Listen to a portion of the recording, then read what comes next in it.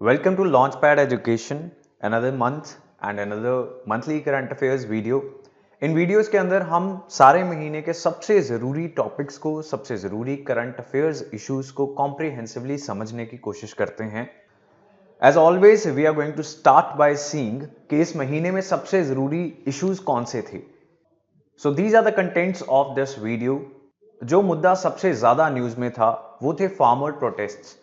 Punjab, Haryana, Rajasthan, UP, बहुत सारी Indian states के फार्मर्स 3 फार्म ऑर्डिनेंसेस को, 3 फार्म बिल्स को प्रोटेस्ट कर रहे हैं and they march to Delhi, the national capital of India, to protest against these bills. क्या ये बिल्स हैं? क्यों ये प्रोटेस्ट हो रहे हैं? ऐसा क्या हो गया कि किसानों को दिल्ली मार्च करना पड़ा? ये सारी चीजें हम समझेंगे, including what are the demands of the farmers. Second topic of discussion will be Ayurvedic doctors to do surgery. Ayurveda पढ़ने वाले डॉक्टर्स जो हैं, क्या वो भी सर्जरी कर पाएंगे? इसके बारे में क्या प्रपोजल है, क्या इसका क्रिटिसिज्म है? We will try to understand this. Next will be the anti conversion laws. जो लव जिहाद लॉज आजकल न्यूज में है, काफी स्टेट्स ऐसे लॉज प्रपोज कर रही हैं, लेजिस्लेट कर रही हैं. What are the pros and cons of such laws? We will discuss that. और कैसे ये हमारे सिलेबस के साथ भी जुड़ा हुआ है, कैसे secularism, communalism, patriarchy, status of women, इन सभी इश्यूज से ये जुड़ा हुआ मुद्दा है. Next we will see some economic issues. Atmanirbhar Bharat Abhiyan 3.0 एक पैकेज गवर्नमेंट ऑफ इंडिया ने लॉन्च किया इंडियन इकोनॉमी को बूस्ट करने के लिए. इसी के साथ इंडियन इकोनॉमी से रिलेटेड RCEP लॉन्च हुआ, लेकिन इंडिया के बगैर. रीजनल कॉम्प्रिहेंसिव इकोनॉमिक पार्टनरशिप एक रीजनल ग्रुपिंग है 15 देशों की. पहले इंडिया को भी इसका हिस्सा होना था, काफी सालों से इंडिया नेगोशिएट कर रहा था, लेकिन जब इंडिया के डिमांड्स मानी नहीं गई तो इंडिया ने वॉकआउट कर दिया. इकोनॉमिक एक्सपर्ट्स क्या बोलते हैं इसके बारे में कि ये कितना अच्छा या बुरा फैसला है? We will try to understand that. Next topic will be India entering recession. Technically India recession में है. इंडिया कैसे रिसेशन में आ गया, उसके लिए गवर्नमेंट ऑफ इंडिया क्या स्टेप्स ले रही है अंडर आत्मनिर्भर भारत अभियान, ये सारी चीजें हम कॉम्प्रिहेंसिवली समझेंगे. Next will be our Kerala police act 2011. इस एक्ट में कुछ अमेंडमेंट्स प्रपोज की गई जिसका बहुत विरोध हुआ. उसके बाद केरला के चीफ मिनिस्टर्स ने इस अमेंडमेंट को ऑन होल्ड कर दिया, इसको रोक दिया कुछ टाइम के लिए. क्या इसके क्रिटिसिज्म्स थे, क्या अमेंडमेंट्स थी? We will try to see that. Air pollution, because देश ने दिवाली सेलिब्रेट की और उसके चलते एयर पोल्यूशन काफी बढ़ गया. उससे बड़ा एयर पोल्यूशन का कारण नॉर्थ इंडिया में है स्टबल बर्निंग. और किसान क्यों मजबूर है स्टबल बर्निंग के लिए, ये हम समझेंगे इस टॉपिक में. Donald Trump American presidential elections हार गए, लेकिन उन्होंने बहुत कोशिश की कि वो गद्दी पर बैठे रहे. तो क्या ऑप्शंस थे कॉन्स्टिट्यूशनली, इसके बारे में हम कुछ डिस्कशन करेंगे. हालांकि ज्यादा इंपॉर्टेंट हमारे लिए रहेगा इंडिया और यूएस के रिलेशंस कैसे होंगे after Joe Biden and Kamala Harris they become the president and vice president. Next, there was a proposal by RBI कि कॉर्पोरेट हाउसेस, जो बहुत बड़ी कंपनीज हैं इंडिया की, वो बैंकर्स बन जाएंगी, वो अपने बैंक्स खोल सकती हैं. और ये कैसा आइडिया है? ये अच्छा आइडिया है. कुछ इंडिया के पुराने economic experts, governors of RBI, इन सब ने इसके ऊपर अपना ओपिनियन दिया, बहुत सारे एडिटोरियल्स लिखे गए. So this became an important issue for this month. Next will be our discussion on November 26, constitution day. ये एक ऐसा दिन है जो हमने अभी रिसेंटली मनाना शुरू किया है. सो वी विल सी कैसे इस दिन की शुरुआत हुई. ये सारी चीजें हम इस मंथली करंट अफेयर वीडियो में डिस्कस करेंगे. So let us start our discussion from the very first and the most important topic, farm ordinances या फार्म बिल्स. जब इन्हें इंट्रोड्यूस किया गया था तब ये ऑर्डिनेंसेस थे. देश में लॉकडाउन था और ऑर्डिनेंसेस तब लेके आए जाते हैं जब बहुत कुछ अर्जेंट हो और पार्लियामेंट सेशन में ना हो. तो गवर्नमेंट ऑफ इंडिया के लिए ये बिल्स शायद काफी अर्जेंट थे. तो क्या ये बिल्स थे? 3 क्या चेंजेस इंडिया के एग्रीकल्चरल सेक्टर में गवर्नमेंट ऑफ इंडिया लाना चाहती थी. The first bill was farmers produce trade and commerce promotion and facilitation bill. Second था farmers empowerment protection agreement on price assistance and farm services bill. और last एक amendment थी पुराने act में. कौन से एक्ट में? असेंशियल कमोडिटीज एक्ट 1955 में कुछ चेंजेस लाने का प्रपोजल गवर्नमेंट ऑफ इंडिया ने दिया. फार्मर्स को ये प्रपोजल्स पसंद नहीं आए. Despite that government of India ने काफी पुश किया इन बिल्स को इंट्रोड्यूस करने के लिए। गवर्नमेंट ऑफ इंडिया का आर्ग्यूमेंट है क्या? हम ये समझते हैं। First thing, government says that the purpose is to ensure reforms in agricultural marketing. Agriculture की जो मार्केटिंग है उसमें चेंजेस लाने की जरूरत है, ऐसा गवर्नमेंट ऑफ इंडिया ने कहा। 1991 में इंडियन इकोनॉमी में रिफॉर्म्स हुए, जिसे हम liberalisation, privatisation and globalisation reforms के नाम से जानते हैं। लेकिन फार्म सेक्टर में बहुत ज्यादा रिफॉर्म्स नहीं हो पाए एंड इसे एक कारण माना जाता है इंडिया के एग्रीकल्चरल सेक्टर के क्राइसिस का। अब 3 लॉज के साथ गवर्नमेंट ने कहा कि हम एग्रीकल्चर सेक्टर को भी रिफॉर्म करेंगे और पहला चेंज लाया गया एसेंशियल कमोडिटीज एक्ट 1955 में। ये एसेंशियल कमोडिटीज एक्ट है क्या? एसेंशियल कमोडिटीज एक्ट उस जमाने में बनाया गया जब देश के अंदर फूड ग्रेन शॉर्टेजेस रहते थे, हमारे पास सफिशिएंट खाना नहीं था, हमारी पॉपुलेशन भूख से मर रही थी। We were not having enough food grains और हम दूसरी कंट्री से इंपोर्ट करवाते थे फूड ग्रेन्स। हमें अमेरिका जैसी कंट्रीज अपने PL480 प्रोग्राम्स के तहत खाना भेजा करती थी, अनाज भेजा करती थी। और उस टाइम पे जब ऑलरेडी इंडिया के पास सफिशिएंट फूड ग्रेन्स नहीं है, अगर कोई होर्डिंग करता है या ब्लैक मार्केटिंग करता है, खाने को स्टोर करता है ताकि जब उसके प्राइसेस बढ़ जाएं तब उसे बेच के ज्यादा मुनाफा कमा पाए, तो ये बहुत बड़ी एक एथिकली और सोशली बुरी चीज थी। उस टाइम की जरूरत को मद्देनजर रखते हुए गवर्नमेंट ने एसेंशियल कमोडिटीज एक्ट पास किया ताकि होर्डिंग और ब्लैक मार्केटिंग करने वालों के खिलाफ सख्त कार्रवाई की जाए। After this in the 1960s India witnessed green revolution. Green revolution से हम net importer of food grain से net exporter of food grains बन गए। हम इतने ज्यादा फूड ग्रेन्स पैदा करते हैं आज thanks to the farmers of Punjab, Haryana, western UP, जहां पे प्राइमरली ग्रीन रेवोल्यूशन आया। इन एरियाज ने अपने ग्राउंड वाटर को खत्म कर लिया। यहां पे बहुत ज्यादा केमिकल फर्टिलाइजर्स, पेस्टिसाइड्स का इस्तेमाल हुआ, जिससे यहां पे कैंसर के केसेस बढ़ गए और भी बहुत सारी इकोलॉजिकल प्रॉब्लम्स आनी स्टार्ट हो गई। लेकिन देश के लोगों को उस टाइम पे खाना नहीं मिल रहा था, तो इन किसानों ने अपनी मेहनत से सबको खाना दिया। Now the situation has changed. अब India it grows surplus food grains. हमारे पास एक्स्ट्रा फूड ग्रेन्स हैं, जितनी हमारी जरूरत है उससे ज्यादा खाना हमारे पास है। अब अगर हम एसेंशियल कमोडिटीज एक्ट को बनाए रखेंगे तो होता क्या है? एसेंशियल कमोडिटीज एक्ट कहता है कि आप एक हद से ज्यादा फूड ग्रेन्स को स्टोर नहीं कर सकते। इसका ओरिजिनल पर्पस था कि फूड ग्रेन को सिर्फ इसलिए स्टोर ना किया जाए ताकि जब उसके प्राइसेस बढ़ जाएं तो प्रॉफिट कमाया जाए, और लोगों को खाना नहीं मिल रहा था उस टाइम पे। लेकिन अब लोगों के पास खाना सफिशिएंट है, तो अब अगर एसेंशियल कमोडिटीज एक्ट हम वैसे का वैसे बना के रखेंगे तो प्राइवेट सेक्टर स्टोरेज करने के लिए इन्वेस्टमेंट नहीं करेगा। क्यों नहीं करेगा? क्योंकि सरकार कहती है एक हद से ज्यादा आप स्टोर कर ही नहीं सकते। अब एक नया चैलेंज हमारे एग्रीकल्चरल सेक्टर के सामने आ गया। हम सरप्लस फूड ग्रेन्स पैदा कर रहे हैं, लेकिन स्टोरेज ना होने की वजह से हमारा ये अनाज खराब हो जाता है। लाखों टन अनाज हर साल इसलिए खराब हो रहा है क्योंकि हमारे पास सफिशिएंट स्टोरेज स्पेस नहीं है। ऐसे में एक ओपिनियन आया, कुछ एक्सपर्ट्स ने कहा कि हमें एसेंशियल कमोडिटीज एक्ट को या तो हटा देना चाहिए या इसमें अमेंडमेंट करनी चाहिए।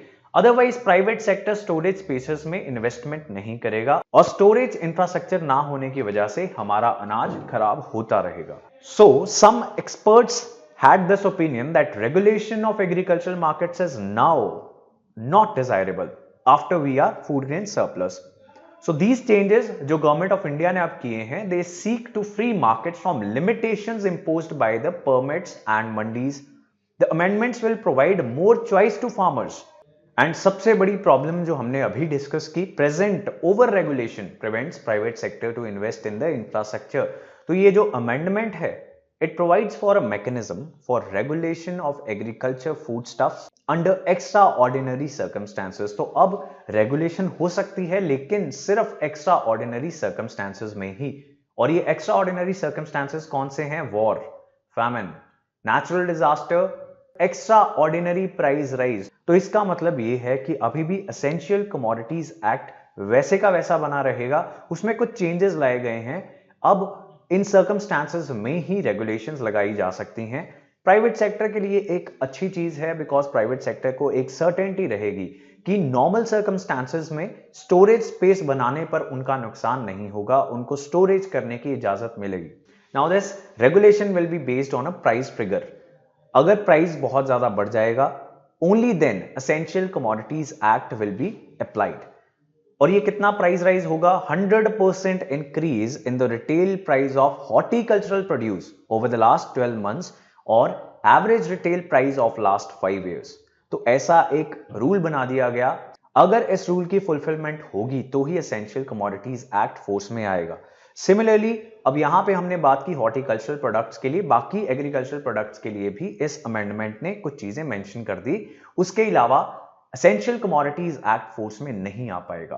क्या बेनिफिट्स होंगे इस अमेंडमेंट के? गवर्नमेंट क्या कहती है? इससे ज्यादा चॉइस रहेगी फार्मर्स के पास, स्टोरेज इंफ्रास्ट्रक्चर बन जाएगा, तो फार्मर्स शायद उन चीजों को उगाना स्टार्ट कर देंगे जो वो अब नहीं उगाते, बिकॉज वो पेरिशेबल हैं, वो जल्दी खराब हो जाती हैं, उनकी शेल्फ लाइफ बहुत कम है।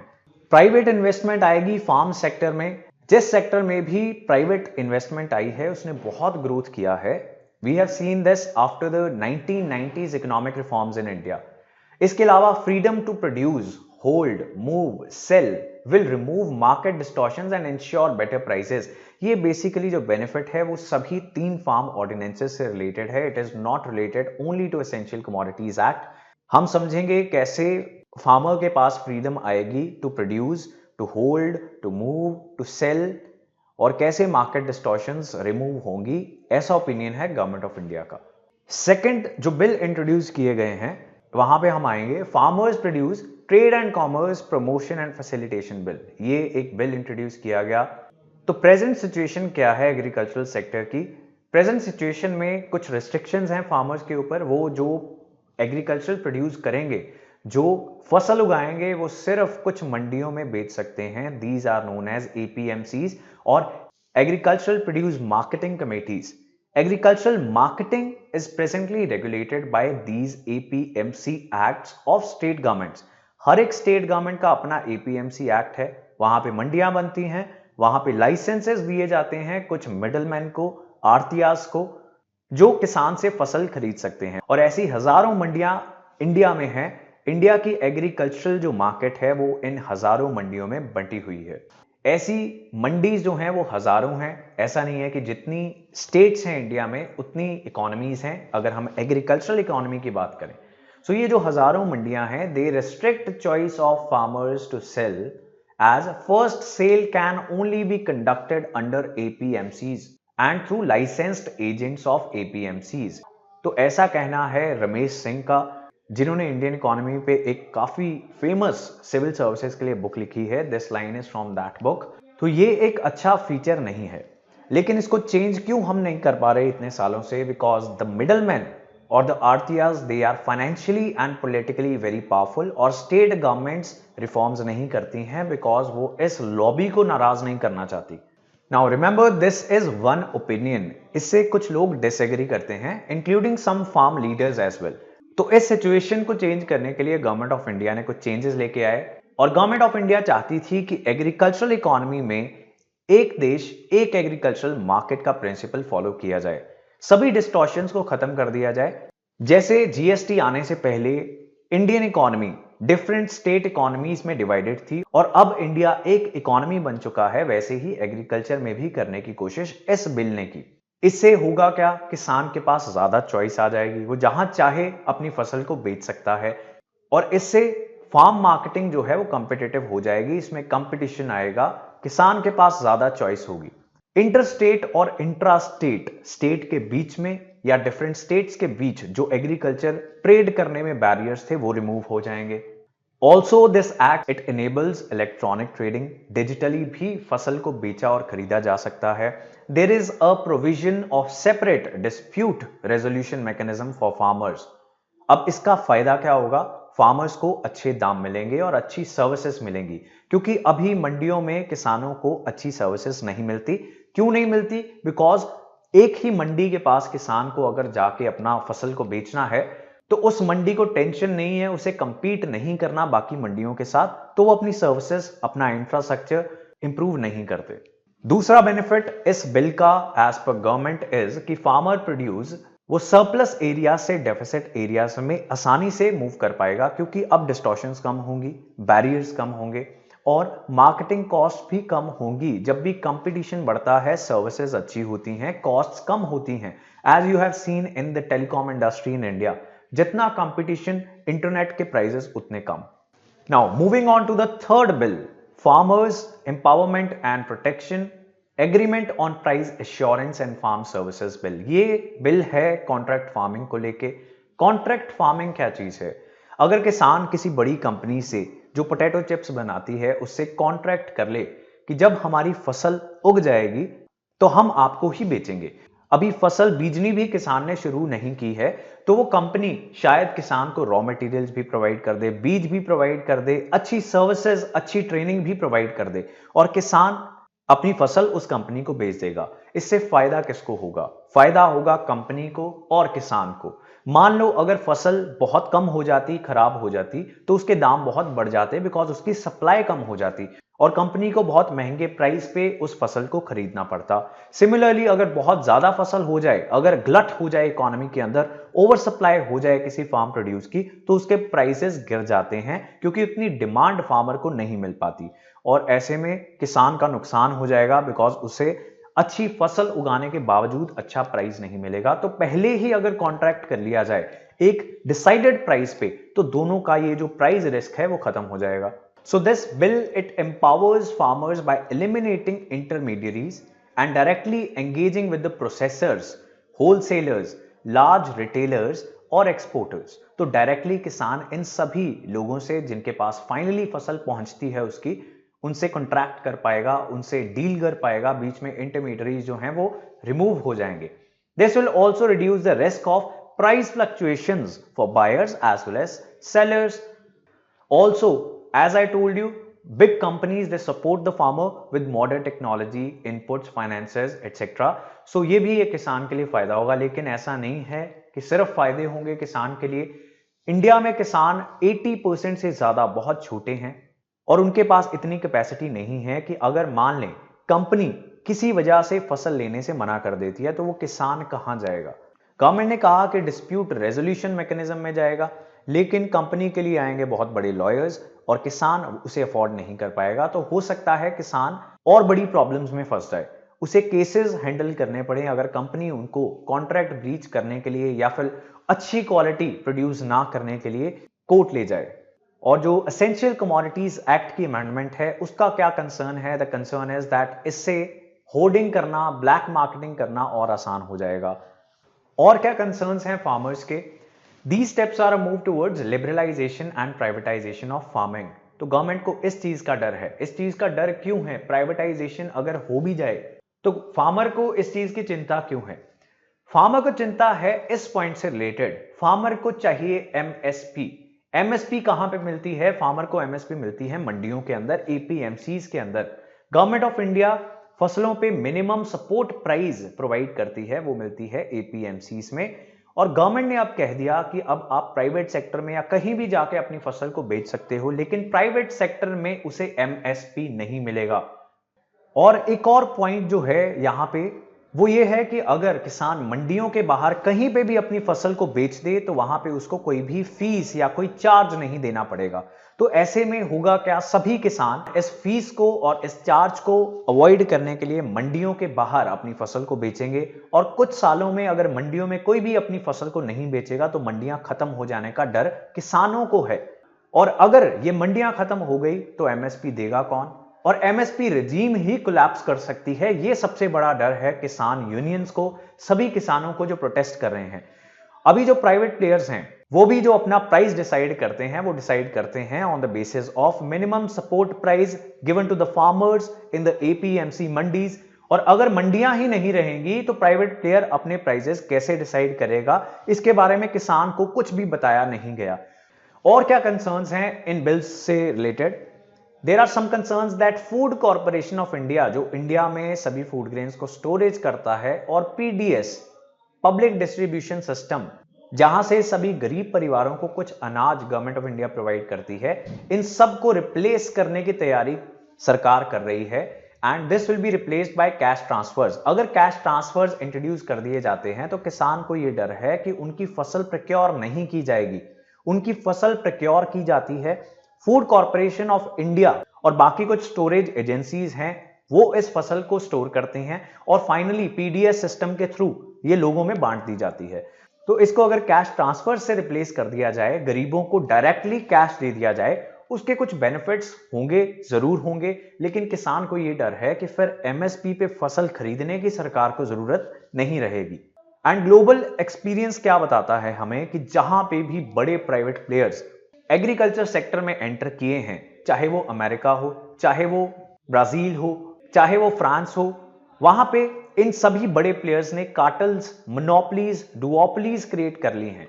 कार्टल्स क्रिएट करने के बाद या फिर मोनोपोली अगर बन जाए कोई एक बहुत बड़ा प्लेयर, या फिर डुओपोलीज, दो तीन बड़ी कंपनीज रह जाएं, तो शायद वो डिसाइड कर सकते हैं मिलके कि हम जो किसान से फसल खरीदेंगे वो बहुत कम दाम पे खरीदेंगे। अब क्योंकि किसान के पास कोई चारा नहीं रह जाएगा, क्योंकि उस मार्केट के अंदर कार्टल है या मोनोपोली है या डुओपोली है, तो किसान बर्बाद हो सकता है। So these are some very big concerns. इसके अलावा जो आड़तिया है, जो मिडलमैन है, उसके बहुत पुराने रिलेशंस हैं फार्मर्स के साथ।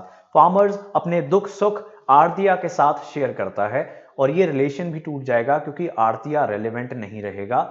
तो बेसिकली अगर हम किसान के सबसे बड़े डर की बात करें तो वो ये है कि किसान को एमएसपी शायद ना मिले, किसान को इस चीज का डर है। तो फार्मर डिमांड क्या है? फार्मर्स ने डिमांड किया कि आइदर विड्रॉ दीज बिल्स, या फिर आप एक कानून में लिख दो कि एमएसपी दी जाएगी, चाहे प्राइवेट सेक्टर खरीदे, वो भी एमएसपी पे, जो गवर्नमेंट ऑफ इंडिया ने एमएसपी अनाउंस कर दी उसी पे ही खरीदेगा, तो फार्मर को कोई परेशानी नहीं है प्राइवेटाइजेशन से भी। Farmers they are also demanding that electricity bill 2020 जो इंट्रोड्यूस किया गया है उसे विड्रॉ किया जाए, क्योंकि इस बिल की प्रोविजंस ऐसा इंडिकेट करती हैं कि शायद जो किसान को फ्री पावर, फ्री बिजली मिलती है, उसे रिमूव कर लिया जाए। एक और प्रोविजन इंट्रोड्यूस की है गवर्नमेंट ऑफ इंडिया ने कि अगर फार्मर्स स्टबल बर्निंग करेंगे तो उन पे 1 करोड़ तक का जुर्माना लगाया जा सकता है या फिर उनको 5 साल के लिए जेल में डाला जा सकता है। तो ये तीसरा कंसर्न है। ये कुछ डिमांड्स फार्म यूनियन लीडर्स ने रखी अभी presently, and that is why farmers were on the roads in the month of November. तो ये था फार्म बिल्स, फार्म प्रोटेस्ट से जुड़ा सब कुछ। Now we can move on to the other important issues. Ayurvedic doctors surgery करेंगे क्या? This is the question in news. ऐसा क्यों न्यूज में आया, क्यों करंट अफेयर्स में ये डिस्कशन स्टार्ट हुई? Because central council of Indian medicine, जो एक स्टैट्यूटरी बॉडी है, a body that has been created by a law under Ayush ministry, इसने एक गेजेट नोटिफिकेशन इशू की that will allow the postgraduate Ayurvedic practitioners to receive formal training for a variety of surgeries। तो जो Ayurvedic post graduate doctors हैं वो भी अब कुछ टाइप ऑफ सर्जरीज कर पाएंगे, ऐसा इस प्रोविजन में प्रपोज किया गया। Now this decision it follows amendment to the Indian medicine central council post graduate ayurvedic education regulations 2016। और इस अमेंडमेंट में भी ये अलाउ किया गया था कि पोस्ट ग्रेजुएट स्टूडेंट्स जो हैं वो जनरल सर्जरी प्रैक्टिस कर पाएंगे। मॉडर्न मेडिसिन प्रैक्टिशनर्स जो हैं, जो एलोपैथिक डॉक्टर्स हैं, जो सर्जन्स हैं, they are opposing this move and they are saying this is quackery through half baked doctors. हालांकि ये एक इंडिया की नई कोई पहल नहीं है। दुनिया के कुछ देशों में ऐसा होता है कि जो मिड लेवल केयर प्रोवाइडर्स हैं such as nurses and other healthcare practitioners, उनको कुछ safeguards के साथ, कुछ काफी strict guidelines के साथ सर्जरीज या ऐसे कुछ प्रोसीजर्स करने के लिए अलाउ किया जाता है। But now in India allopathic practitioners and Indian medical association, इन्होंने इस आइडिया का विरोध किया है। आयुष मिनिस्ट्री ने एक स्टेटमेंट दी that Shalya and Shalakya post graduates were already learning these procedures in their colleges, कि जो शल्य और शालक्य जनरल सर्जरी और eye, ear, nose, throat, head, इन सब चीजों से जो जुड़े हुए पोस्ट ग्रेजुएट स्टूडेंट्स थे आयुर्वेदिक कॉलेजेस के अंदर, वो ऑलरेडी ये सर्जरीज सीख रहे हैं। लेकिन यहां पे डर क्या है? That this will dilute the medicine standards in India. ये काफी अनसेफ हो सकता है। हम जनरली सुनते हैं कि एलोपैथिक जो सर्जन्स हैं उनकी कुछ गलती हो गई, उनसे कोई मिस्टेक हो गई जिसकी वजह से जान चली गई। Now we are allowing Ayurvedic practitioners as well to do these surgeries। इसका कारण क्या है? क्या ऐसी मजबूरी है, गवर्नमेंट को ऐसी चीजें करनी पड़ती हैं? हमने अभी डिस्कस किया कि दुनिया के कुछ और देश भी हैं जो ऐसा करते हैं। क्या कारण है? The reason is that the doctor patient ratio is very poor in India and in many other countries। India में जितने डॉक्टर्स होने चाहिए उतने नहीं हैं। तो कई बार बेड्स नहीं मिलते हैं, कई बार डॉक्टर्स नहीं अवेलेबल होते हैं, and when there are very few doctors who can do surgeries can become very expensive. And India का public health care infrastructure Delhi को छोड़ के बाकी सारे देश में बहुत बुरी हालत में है। और ये जो डॉक्टर पेशेंट रेशो है ये खासकर रूरल और बैकवर्ड एरियाज में तो और भी बुरी है, because doctors after they do their courses they don't want to go into these rural and backward areas and work there. So any half-cooked implementation, it can put the patient's safety in peril and it can increase the risks of surgery. तो patient की जान को खतरा है, ये बहुत एक serious चीज है, that is why allopathic doctors are opposing this. Medical profession में सर्जरी एक काफी कॉम्प्लेक्स प्रोसीजर माना जाता है। During the surgery there is a anaesthesiologist to do the anaesthesia, और जो सर्जन है उसे कुछ बहुत इंपॉर्टेंट डिसीजंस लेने पड़ते हैं, like when to do surgery, whether to do a surgery और नॉट, और अगर ये फैसले गलत ले लिए जाएं तो पेशेंट की जान को खतरा है। So a lot of people can die अगर इस चीज को, इस प्रपोजल को अच्छे से इंप्लीमेंट नहीं किया जाएगा तो। नेक्स्ट इशू जो डिस्कशन में था दैट इज लव जिहाद या फिर एंटी कन्वर्जन लॉज। तो उत्तर प्रदेश ने एक ऑर्डिनेंस प्रोमलगेट किया। The name of this ordinance was UP prohibition of unlawful conversion of religion ordinance 2020। तो यूपी के गवर्नर ने ये एक ऑर्डिनेंस को प्रोमलगेट किया to prohibit unlawful religious conversions. तो कौन सी ऐसी रिलीजियस कन्वर्जन्स हैं जिन्हें अनलॉफुल कंसिडर किया जाएगा, ये भी इस लॉ ने बताया। और इस लॉ को क्रिटिसाइज किया जा रहा है for being medieval and patriarchal. और क्रिटिक्स का ये मानना है कि इस लॉ से जो गवर्नमेंट है, जो स्टेट है, वो लोगों की प्राइवेट लाइफ्स में इंटरफेयर करके उसे कंट्रोल करने की कोशिश कर रही है। यूपी से पहले ऐसे लॉज जो कन्वर्जन को इलीगल डिक्लेयर करते हैं for certain grounds Himachal Pradesh और उत्तराखंड में भी हैं। नो वापस आते हैं उत्तर प्रदेश के कानून पे। उत्तर प्रदेश में एल्योरिंग मैरिज, इस प्रोविजन को एक और ग्राउंड बनाया गया है for declaring a religious conversion as illegal. इससे पहले कैसे ग्राउंड्स हैं जिनके बिना पर किसी भी कन्वर्जन को इलीगल डिक्लेयर किया जा सकता है? These are by force, coercion, undue influence और डिसीट। अगर इन सब चीजों का इस्तेमाल करके रिलीजन को कन्वर्ट करवाया गया है तो उस कन्वर्जन को इलीगल माना जाएगा। नाउ एल्योरिंग मैरिज, शादी का झांसा देना, इसे भी एक ग्राउंड बना दिया गया है। और इस उत्तर प्रदेश के ऑर्डिनेंस में अगर कोई ऐसा करता पाया जाए तो उसे 1 से 5 साल की सजा हो सकती है, 3 से 5 साल की सजा हो सकती है अगर कन्वर्जन SC/ST मेंबर्स के साथ है, 3 से 5 साल की सजा हो सकती है अगर कन्वर्जन वुमेन या SC/ST मेंबर्स के खिलाफ है, और अगर मास कन्वर्जन करवाई जा रही हैं then the jail term will be 3 to 10 years। तो ये काफी हार्श कानून है, इसका मिसयूज होने का खतरा है, एंड अगर मिसयूज हो जाए, कोई इनोसेंट व्यक्ति अगर इस कानून के तहत जेल किया जाए तो उसकी लाइफ खराब हो सकती है। और रिलीजियस कन्वर्जन करते हुए अगर कोई शादी करवाई जाएगी एज पर दिस ऑर्डिनेंस, उस शादी को इनवैलिड माना जाएगा। सुप्रीम कोर्ट ने अपनी कुछ पास्ट जजमेंट्स में ऐसे प्रोविजंस के खिलाफ जजमेंट्स दे रखे हैं। So in the right to privacy judgment and Shafin Jahan Hadiya case, ये 2 अलग केसेस हैं जो सुप्रीम कोर्ट के सामने गए, और सुप्रीम कोर्ट ने उसमें कुछ ऐसी जजमेंट्स दी थी जो इन कानूनों को अनकॉन्स्टिट्यूशनल बना सकती हैं। हालांकि यूपी ने अभी ये ऑर्डिनेंस प्रोमलगेट किया है, ये कोर्ट्स में जाएगा ऐसा एक्सपेक्टेड है, और अगर कोर्ट्स के पुराने जजमेंट्स पे जाएं तो इस कानून को अनकॉन्स्टिट्यूशनल डिक्लेयर किया जा सकता है।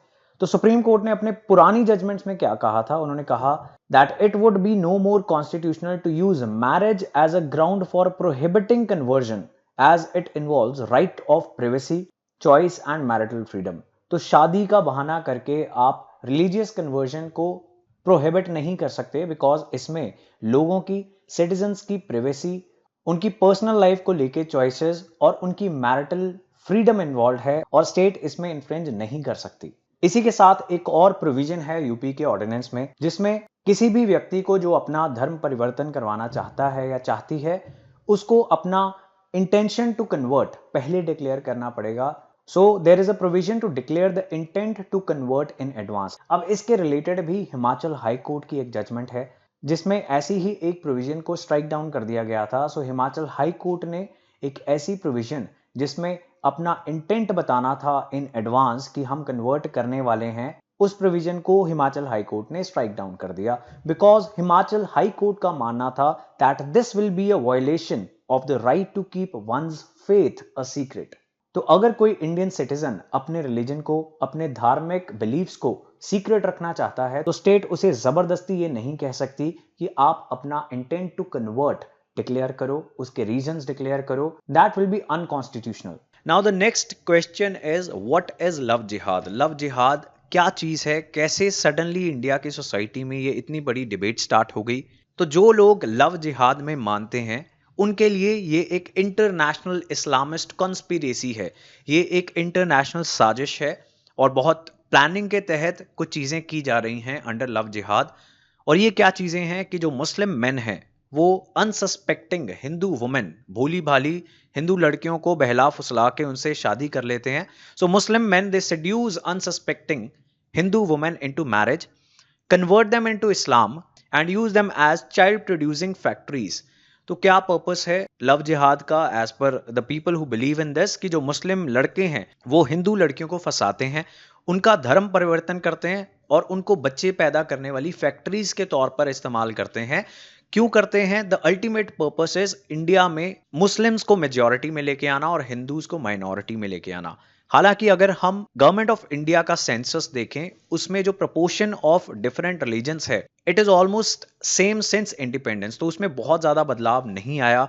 अगर हम मैथमेटिकली, साइंटिफिकली, रैशनली, लॉजिकली सोचें तो ऐसा होना बहुत इलॉजिकल बात है. लेकिन कुछ लोग हैं जो इस चीज को मानते हैं कि ऐसा हो रहा है, और ऐसा ही मानने वाले कुछ लोगों ने अभी नेटफ्लिक्स के खिलाफ एक केस भी रजिस्टर करवाया फॉर प्रमोटिंग लव जिहाद. सो यू कैन सी कि ऐसी कोई भी लीगल टर्म अभी तक इंडिया में नहीं थी. ये एक सोशल डिबेट से अब धीरे धीरे लीगल चीज बनती जा रही है. So from being a notion popular among the fringe elements, कुछ फ्रिंज लोग थे जो ऑर्गेनाइजेशंस होती हैं on the side lines of political stream, उनका ऐसा मानना था कि कुछ लव जिहाद जैसी इंटरनेशनल कॉन्स्पिरेसी हो रही है. But now this is no more fringe. अब लव जिहाद ने कानून की शेप लेनी स्टार्ट कर दी है. डिफरेंट स्टेट्स ने ऐसे कानून पास करने का प्रपोजल दिया है, लेकिन इसके पीछे सिर्फ रिलीजन नहीं है, इसके और भी बहुत सारे पर्पसेस हैं. Now as per the critics, जो लोग इस चीज की क्रिटिसिज्म करते हैं, they say that the purpose is not just to control interfaith marriages but also to control women's sexualities. India के अंदर शादी अपनी मर्जी से करना एक बहुत डिजायरेबल चीज नहीं है. ज्यादातर फैमिलीज इस चीज को पसंद नहीं करती, और स्पेशली जब वुमेन वो अपने फैसले लेना स्टार्ट कर देती हैं उसे एक और भी बुरी चीज माना जाता है. It is considered as if उस लड़की ने अपनी फैमिली की इज्जत को खराब कर दिया. तो क्रिटिक्स का ये मानना है कि ये women's sexualities, their right to choice, their right to choose their own life partners and the way they live their lives, इन सब चीजों को कंट्रोल करने के लिए भी एक टूल है लव जिहाद. Now marriage by choice it is already not a desirable thing for a large section of Indian society. और अब उत्तर प्रदेश के ऑर्डिनेंस के बाद डिफरेंट बीजेपी रूल्ड स्टेट्स जैसे कि मध्य प्रदेश, हरियाणा, असम, कर्नाटका, इन सब ने सिमिलर लॉज प्रपोज किए हैं. Now this is a very important for the polity section because ये फंडामेंटल राइट्स के साथ रिलेटेड है. It is related to the society section as well. तो 2010 में केरला हाई कोर्ट ने एक इंक्वायरी ऑर्डर की जब ऐसे कुछ इल्जाम लगे एक कपल के ऊपर, और स्पेसिफिकली एक लड़के के ऊपर जिसने हिंदू लड़की से शादी की थी, कि उसने लव जिहाद किया है. सो केरला हाई कोर्ट के बाद कर्नाटका हाई कोर्ट ने भी ऐसी ही एक इंक्वायरी ऑर्डर की. So that means even judiciary भी इन चीजों को अब सीरियसली लेने लगी है एंड जुडिशरी भी ऐसी इंक्वायरीज ऑर्डर कर चुकी है. लेकिन इन्वेस्टिगेशन में केरला पुलिस को या कर्नाटका पुलिस को कोई भी ऐसा एविडेंस नहीं मिला कि कुछ लव जिहाद जैसी चीज है या फिर कोई ऐसी डेमोग्राफिक वॉर चल रही है जिसमें पॉपुलेशन को मेजॉरिटी में लाने की कोशिश की जा रही है. Now what are the concerns? इसके बहुत सारे रैमिफिकेशंस हो सकते हैं इन लॉस के. स्पेसिफिकली जो कपल्स अपनी शादी करने का फैसला खुद लेते हैं उनकी हरासमेंट के लिए फैमिलीज ऑलरेडी बहुत सारे एक्सक्यूजेस यूज करती हैं. फॉर एग्जांपल, अगर एक लड़का और लड़की जिनकी फैमिलीज शादी करने के लिए नहीं मान रही थी वो वहां से भाग के कहीं और जाके शादी करने की कोशिश करते हैं तो लड़के के खिलाफ किडनैपिंग और रेप का केस लड़की की फैमिली अक्सर दर्ज करवा देती है. सो इसमें हरासमेंट स्टार्ट हो जाती है because they are trying to make choices for themselves. और स्पेसिफिकली देखा जाता है कि ऐसा होता है इंटरकास्ट मैरिजेस में, इंटरफेथ मैरिजेस में, चाहे वो हिंदू मुस्लिम हो या फिर कोई भी और रिलीजन हो. सो this is a display of very conservative mindset of these families. और जब लड़की की बात होगी तो वो ऑनर की बात भी आ जाएगी, फैमिली ऑनर भी उसके साथ जुड़ जाएगा. नाउ दीज लॉज, जो लव जिहाद के नए कानून डिफरेंट स्टेट गवर्नमेंट्स बना रही हैं, ये एक और एक्सक्यूज मिल जाएगा फैमिलीज के पास, गवर्नमेंट्स के पास, एडमिनिस्ट्रेशन के पास और पुलिस के पास, बिकॉज इन सभी इंस्टीट्यूशंस में कुछ कंजर्वेटिव एलिमेंट्स रहते हैं जिनको ऐसा लगता है कि अपनी मर्जी से शादी करना इज अ बैड थिंग. सो उनको हरासमेंट करने के लिए एक और चीज मिल जाएगी, एक और एक्सक्यूज मिल जाएगा. Cases of rape, kidnapping are already getting filed against young men who marry with consenting adult women. तो जो अपनी मर्जी से लड़कियां भी शादी कर रही हैं उनके खिलाफ भी किडनैपिंग, रेप ऐसे केसेस का इस्तेमाल किया जाता है when that marriage is against the wish of the family. So civil society और multiple legal experts उनका मानना है that these laws they are an assault on the individual liberties. And now Indian families, they have another law to do everything to prevent couples from marrying as per their own choice to safeguard the so-called family honor. Family honor की सबसे extreme example Indian society में मिलती है honor killing. कि अगर different caste के लड़का और लड़की ने शादी कर ली तो families they go to such extent that they kill their kids. सो ऐसे में ये जो लव जिहाद लॉज हैं ये एक और वेपन है ऐसी कंजर्वेटिव मिडीवल माइंडसेट वाली फैमिलीज के पास. And these laws they represent states march towards medievalism. ऐसी conservative, medieval, patriarchal, women की sexuality, individual choices को control करने वाले laws इंडिया में नहीं बना करते थे और अब बनने स्टार्ट हो गए हैं, ऐसा critics का मानना है. And it also shows a zeal to police the private lives and beliefs of the citizens. अब सुप्रीम कोर्ट के जज मिस्टर मदन बी लोकुर, उन्होंने एक स्टेटमेंट दी है recently on the UP law. तो उनका क्या कहना है? Giving a backseat to freedom of choice, dignity and human rights, a stringent ordinance related to marriage and forcible conversion has been recently passed in UP. और supreme court के जज mister Madan B Lokur ने ये क्वेश्चन किया that are we as a society prepared for this? So that was everything about the love jihad anti-conversion laws legislated by UP and proposed by many other Indian states. Moving on to the next issue, आत्मनिर्भर Bharat Abhiyan 3.0. Government of India ने lockdown लगाने के बाद Indian economy को boost करने के लिए, Indian economy के डिफरेंट सेक्टर्स को सपोर्ट करने के लिए आत्मनिर्भर भारत अभियान स्टार्ट किया था. उसके 2 इंस्टॉलमेंट ऑफ अनाउंसमेंट्स लॉकडाउन के दौरान किए थे. अभी गवर्नमेंट ऑफ इंडिया ने तीसरा फेज लॉन्च किया है और कुछ मेजर अनाउंसमेंट्स किए हैं इंडियन इकोनॉमी में जान डालने के लिए. तो क्या कुछ स्टेप्स गवर्नमेंट ऑफ इंडिया ने अनाउंस किए under the third phase of Atmanirbhar Bharat Abhiyan package. The first one was related to the jobs. A new Atmanirbhar Bharat Rozgar Yojana will be launched to enhance the job creation. In the second step, government has announced that they are going to contribute a part of the employees provident fund. तो employees को और employers को कुछ employees provident fund पे करना पड़ता है और गवर्नमेंट ने कहा है कि अगर इन एम्प्लॉइज को अभी हायर किया गया होगा between October 1st 2020 and June 30th 2021, अगर इस पीरियड में कंपनीज एम्प्लॉइज को हायर करेंगी तो उनके एम्प्लॉइज प्रोविडेंट फंड का कुछ हिस्सा गवर्नमेंट पे कर देगी to reduce the burden on the employers. इसी के साथ और इस स्कीम के अंदर वो सभी लोग भी कवर किए जाएंगे जो 15,000 पर मंथ से कम कमाते हैं और जिनकी नौकरियां 1 मार्च और 30 सितंबर के बीच में चली गई थी, लेकिन उनको दोबारा हायर कर लिया जाएगा.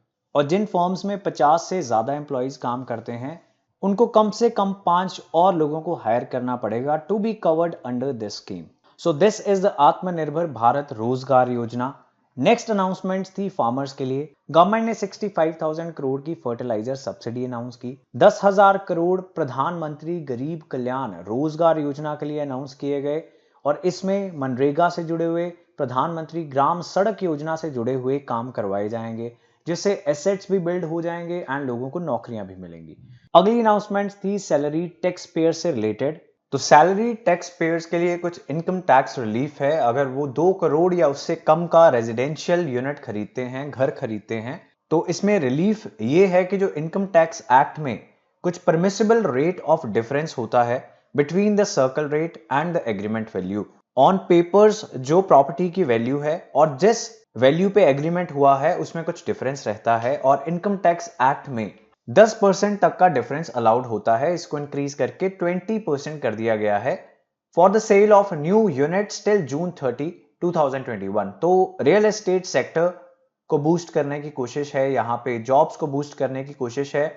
इन दिस सेक्शन फार्मर्स को सपोर्ट किया जा रहा था और इसी के साथ कुछ कम्युनिटी एसेट्स भी बनाए जा रहे थे। देन इंफ्रास्ट्रक्चर सेक्टर को बूस्ट करने के लिए क्या स्टेप्स लिए गए? इंफ्रास्ट्रक्चर सेक्टर या फिर पब्लिक इन्वेस्टमेंट जो है वो एक बहुत एसेंशियल चीज हो जाती है when the economy has slowed down. इस टाइम पे प्राइवेट सेक्टर इन्वेस्ट नहीं करता और इस टाइम पे इकोनॉमी को दोबारा से रिवाइव करने के लिए पब्लिक सेक्टर इन्वेस्टमेंट को इंक्रीज करना बहुत जरूरी है। सो गवर्नमेंट ने अब 18,000 करोड़ प्रधानमंत्री आवास योजना के लिए एलोकेट किए हैं। 8,000 करोड़ इस स्कीम में गवर्नमेंट ने बजट में ही एलोकेट कर दिए थे, उसके अलावा अब 18,000 करोड़ और एलोकेट कर दिए गए हैं और गवर्नमेंट की एक्सपेक्टेशन है कि इससे 78 लाख नई नौकरियां पैदा होंगी और क्योंकि ये घर बनाए जाएंगे अंडर पीएम आवास योजना, इससे 25 लाख मीट्रिक टन स्टील और 131 लाख मीट्रिक टन सीमेंट की भी डिमांड बढ़ेगी। इंफ्रास्ट्रक्चर सेक्टर में कॉन्ट्रैक्टर्स को सपोर्ट करने के लिए गवर्नमेंट उनकी सिक्योरिटी चार्जेस को कम कर देगी। तो अगर किसी कॉन्ट्रैक्टर ने इंफ्रास्ट्रक्चर प्रोजेक्ट स्टार्ट किया है तो उसे कोई सिक्योरिटी रखनी पड़ती है टू इंश्योर दैट वो अच्छी परफॉर्मेंस क्वालिटी इंफ्रास्ट्रक्चर डेवलप करके करेगा। तो इस सिक्योरिटी चार्ज को कम कर दिया गया है सो दैट कुछ कैपिटल इंफ्रास्ट्रक्चर कॉन्ट्रैक्टर के पास ज्यादा रह जाए। And government has scrapped the earnest money deposits for bidding on government projects. Government National Infrastructure Investment Fund में कुछ और पैसे डालेगी and they have also announced 10,200 crore additional funding for capital and industrial expenditure. Next are the steps taken for the stressed sectors. तो health sector के लिए emergency credit line guarantee scheme extend की गई है और इस स्कीम में health sector और 26 बाकी सेक्टर्स जो इस टाइम पे स्ट्रेस्ड आइडेंटिफाई किए जा रहे हैं, जिनका बहुत अच्छा टाइम नहीं चल रहा, उनको कुछ क्रेडिट, उनको कुछ लोन्स दिए जाएंगे। Apart from this there is a production linked incentive scheme for 10 sectors with a proposed expenditure of 1.46 lakh crore over 5 years. तो अगर अच्छी प्रोडक्शन करेंगे, ये 10 सेक्टर्स जो आइडेंटिफाई किए हैं गवर्नमेंट ने, उनको कुछ इंसेंटिव दिया जाएगा। The total expenditure on all these steps was equivalent to 1.2% of GDP. Government has also allocated 900 crore rupees for research and development of COVID-19 vaccine. और ये हैं कुछ steps जो गवर्नमेंट ऑफ इंडिया ने लिए हैं अंडर आत्मनिर्भर भारत अभियान 3.0। अब डिस्कस करते हैं हमारा अगला और काफी important issue, that is regional comprehensive economic partnership और द RCEP। ये एक नई इकोनॉमिक रीजनल पार्टनरशिप स्टार्ट हुई है जिसका पार्ट इंडिया को भी होना था, लेकिन फॉर सम रीजंस इंडिया इसका पार्ट नहीं हुआ। So who all are the members of regional comprehensive economic partnership? सभी association for south east Asian nations, और ये 10 टोटल कंट्रीज हैं जो साउथ ईस्ट एशियन कंट्रीज हैं जिनका ऑलरेडी एक रीजनल इकोनॉमिक ग्रुपिंग चल रहा है। इसके अलावा China, Japan, south Korea, Australia और न्यूजीलैंड, इन सभी 15 देशों ने मिलकर रीजनल कॉम्प्रिहेंसिव इकोनॉमिक पार्टनरशिप बनाया। India was supposed to be a part of this partnership, लेकिन नवंबर 2019 में इंडिया ने रीजनल कॉम्प्रिहेंसिव इकोनॉमिक पार्टनरशिप की नेगोशिएशन से वॉकआउट कर दिया बिकॉज इंडिया के कंसर्न्स एड्रेस नहीं किए जा रहे थे, ये कहना था गवर्नमेंट ऑफ इंडिया का। So this region is South east Asia और ये सभी कंट्रीज अब रीजनल कॉम्प्रिहेंसिव इकोनॉमिक पार्टनरशिप का पार्ट हैं। So this map is not very clear but you can see कि ये सभी कंट्रीज एक दूसरे के साथ जुड़ती हैं, दे शेयर बाउंड्रीज और यहाँ पे एक सिंगल यूनिट की तरह ये काम करने की कोशिश करेंगी इकोनॉमिकली, ताकि सबका ट्रेड बढ़े, सबकी ग्रोथ बढ़े और इन सभी देशों में प्रॉस्पेरिटी आए। तो ये यहाँ पे है एशिया का map and this is south Asia जहां पे इंडिया सिचुएटेड है and this region is known as south east Asia. और यहाँ की 10 कंट्रीज की एक ऑलरेडी ग्रुपिंग थी, association of south east Asian nations, और अब China, south Korea, Japan, Australia, New Zealand, इन 5 कंट्रीज ने इन 10 कंट्रीज के साथ मिलकर बनाया है regional comprehensive economic partnership. India को भी इस इकोनॉमिक पार्टनरशिप का हिस्सा होना था, लेकिन इंडिया इसका हिस्सा नहीं है। उसके कुछ रीजंस हैं जो हम डिस्कस करेंगे। तो इंडिया के बिना ही इस ट्रेड ब्लॉक ने काम करना स्टार्ट कर दिया है। चाइना, जापान और South Korea regional comprehensive economic partnership की सबसे बड़ी इकोनॉमीज हैं। These are the 3 largest economies of RCEP। सभी मेंबर कंट्रीज कुल मिला के 30% ग्लोबल जीडीपी का रिप्रेजेंट करते हैं and this will be the largest free trade agreement in the world. ये सबसे बड़ा फ्री ट्रेड एग्रीमेंट है दुनिया का। और दुनिया में जहां पर भी आज तक फ्री ट्रेड एग्रीमेंट्स हुए हैं लाइक ईयू और द आसियान इटसेल्फ, इन सभी कंट्रीज ने काफी ग्रोथ दिखाई है। हालांकि आजकल कुछ डिबेट चल रही है like Britain is exiting European Union, so there are some countries and some leaders we should say जो डीग्लोबलाइज करने के हक में हैं। लेकिन ग्लोबलाइजेशन ने ओवरऑल लॉन्ग टर्म में काफी फायदे दिखाए हैं और यही ऑब्जेक्टिव है आरसीईपी का जो बाकी सभी रीजनल ऑर्गेनाइजेशंस का होता है। It aims at facilitating and boosting trade in goods and services, intellectual property, e-commerce, telecommunications, small and medium enterprises among other products. It is seen as a China-backed grouping और India के ties China के साथ अभी अच्छे नहीं हैं because recently China ने India के अंदर इन्वेड कर लिया था, काफी टेरिटरी अभी भी चाइना के कब्जे में है। अब इंडिया के रिलेशंस चाइना के साथ अच्छे नहीं है तो इंडिया कुछ स्टेप्स ले रहा है बाकी सभी कंट्रीज के साथ मिलके, जैसे जापान, ऑस्ट्रेलिया, यूएस और इंडिया, इन 4 कंट्रीज ने मिलके क्वाड बनाया और इस क्वाड को एक एंटी चाइना ग्रुपिंग की तरह देखा जाता है एंड स्पेशली चाइना इसे एज एंटी चाइना देखता है। लेकिन अब जापान, ऑस्ट्रेलिया ये दोनों आरसीईपी का हिस्सा भी हैं, लेकिन इंडिया इसका हिस्सा नहीं हुआ। Now China is expected to gain a lot by getting access to markets hitherto not open to China like Japan and south Korea. तो फ्री ट्रेड एग्रीमेंट्स में होता क्या है? Free trade agreements they ensure कि जो trade होगा goods और services में वो फ्रीली होगा, उसके ऊपर कोई भी बैरियर्स नहीं लगाए जाएंगे, चाहे वो टैक्स बैरियर्स हों चाहे नॉन टैक्स बैरियर्स हों।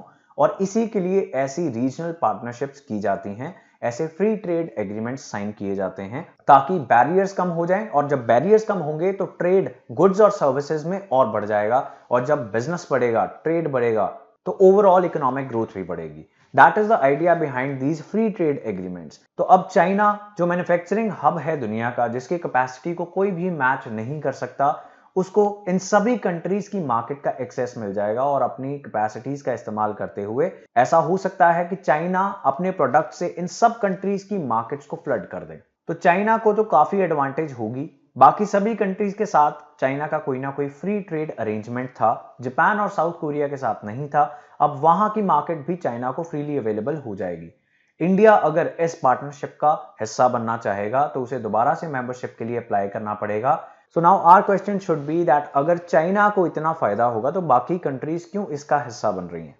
द थिंग इज, जैसे चाइना को इन सभी कंट्रीज की मार्केट का फ्री एक्सेस मिलेगा, वैसे ही इन सभी कंट्रीज को बाकी सभी कंट्रीज की मार्केट का एक्सेस मिल जाएगा इंक्लूडिंग चाइना। तो हो सकता है जापान, साउथ कोरिया, वियतनाम और जो भी कंट्रीज आरसीईपी के मेंबर्स हैं वो चाइना की मार्केट में और बाकी कंट्रीज की मार्केट में बहुत सारे गुड्स और सर्विसेज बेच सकें। वैसे ही अगर इंडिया इसका हिस्सा होता तो इंडिया के लिए भी ये सभी कंट्रीज की मार्केट ओपन अप हो जाती। बट इसके कुछ डिसएडवांटेजेस भी हैं और सबसे बड़ा डिसएडवांटेज ये है कि जो इंडिया की कंपनीज हैं, इंडिया की यूनिट्स हैं, उनको इन सभी बाकी 15 कंट्रीज की यूनिट्स वहां की कंपनीज के साथ कंपीट करना पड़ेगा और जो बेस्ट होगा वही सरवाइव कर पाएगा क्योंकि ये एक सिंगल मार्केट बन जाएगी। तो इंडिया आरसीईपी का हिस्सा क्यों नहीं बना, ये हमें पता चलता है इंडिया के external affairs minister mister S Jaishankar की एक रीसेंट स्पीच से। तो उन्होंने क्या कुछ कहा? He said India has allowed other countries unfair trade and manufacturing advantages in the name of openness. अपनी इकोनॉमी को खोलने के लिए लिबरलाइज, प्राइवेटाइज और ग्लोबलाइज करने के चक्कर में इंडिया ने अनफेयर ट्रेड और मैन्युफैक्चरिंग एडवांटेज दे दी है कंट्रीज को इन the past. So Indian government they have decided to move away from trading arrangements towards an आत्मनिर्भर Bharat policy where India can decide the rules। तो अगर आप 15 या 16 या 10 कंट्रीज के साथ मिलके एक अरेंजमेंट में आ रहे हो तो सभी मिलके फैसले लेंगे, इंडिया अपने फैसले खुद नहीं ले पाएगा। ये कहना था एक्सटर्नल अफेयर्स मिनिस्टर का। तो इंडिया अब आत्मनिर्भर भारत बनने की ओर है। एक्सटर्नल अफेयर्स मिनिस्टर ने कहा कि जो पास्ट ट्रेड अरेंजमेंट्स हुए थे, एग्रीमेंट्स हुए थे, they have deindustrialised some sectors. जैसा कि हमने डिस्कस किया कि कुछ डिसएडवांटेज भी होते हैं और जो हमारे इंडिया के कुछ सेक्टर्स हैं वो डी इंडस्ट्रियलाइज हो गए just because we got a lot of competition from these free trade agreement countries जो हमने पास्ट में साइन किए थे। इंडिया का ट्रेड डेफिसिट 2011 से 2019 के बीच में काफी बड़ा है। दैट मीन्स हम एक्सपोर्ट नहीं कर पा रहे हैं और इंपोर्ट बहुत ज्यादा हो रहा है from these ASEAN countries and that is not a good thing. तो इसमें इंडिया की अपनी भी गलती है कि हमारी एक्सपोर्ट कैपेसिटीज इतनी अच्छी नहीं है। हमारी मैन्युफैक्चरिंग कैपेसिटीज अगर अच्छी होती तो हम आरसीईपी का हिस्सा जरूर होते, हमें ये डर ना रहता कि हमारे कुछ सेक्टर्स डी इंडस्ट्रियलाइज हो जाएंगे, क्योंकि डी इंडस्ट्रियलाइज वही सेक्टर्स होते हैं जो बहुत कॉम्पिटिटिव नहीं होते। और अब जब कंपटीशन बढ़ जाएगा, इंडिया को ऐसा डर है कि इंडिया कंपीट नहीं कर पाएगा। इंडिया का trade deficit Japan, south Korea, इन कंट्रीज के साथ भी बड़ा है और चाइना के साथ तो हमारा ट्रेड डेफिसिट बहुत बड़ा है। और इंडिया चाइना रिलेशंस में एक नेगेटिव पॉइंट हमेशा इंडिया के लिए ये रहता है कि हमारा ट्रेड डेफिसिट बहुत बड़ा है और ये बढ़ रहा है। तो जब भी इंडिया और चाइना के लीडर्स मिलते हैं, एक पॉइंट ऑफ डिस्कशन हमेशा ये रहता है कि हमारा ट्रेड डेफिसिट कैसे कम किया जाए। बट क्या इंडिया डीग्लोबलाइज हो रहा है? Is this a message to the foreign investors कि इंडिया जो है बाकी कंट्रीज के साथ अरेंजमेंट्स नहीं करेगा, उनके साथ फ्रीली ट्रेड नहीं करेगा?